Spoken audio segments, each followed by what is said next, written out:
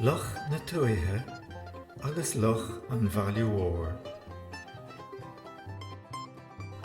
Thug Luch na Tuatha cuireadh an dinéir de Luch an bhailiúór. Bhí bia maith filleáin aici dí. Bhí cráine cuirce aici. Bhí úl dearg aici. Bhí cnóite mílte aici. Ní raibh éon bheas ag Luch an bhailiúór ar an mí sin. Cén chuí ó bharan tú san áite? Ar siise.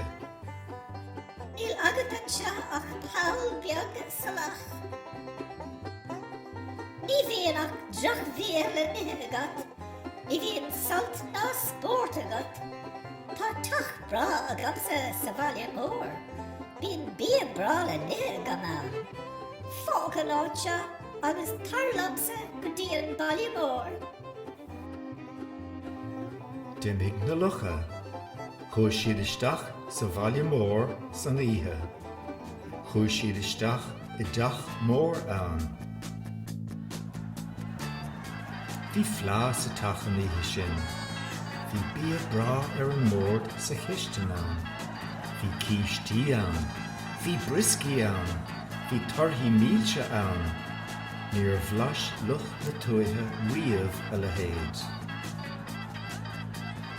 Siúr nar hánig mé an seo fadó. Ar siise. Leis sin, léon madra mór isteach. Ris sé ar fud na háite agus gach éon ghlam as.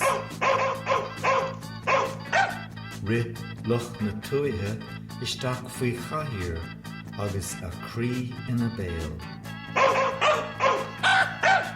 Dimig an madra ar bail agus tháinig na Lucha amach. Racha mé bhaile. Ar sa Luch na Tuatha. Barlam drochfia agus suamh na sagana ná an sort síl a bhí sa cutsa an seo. Dimig Luch na Tuatha le a bhaile.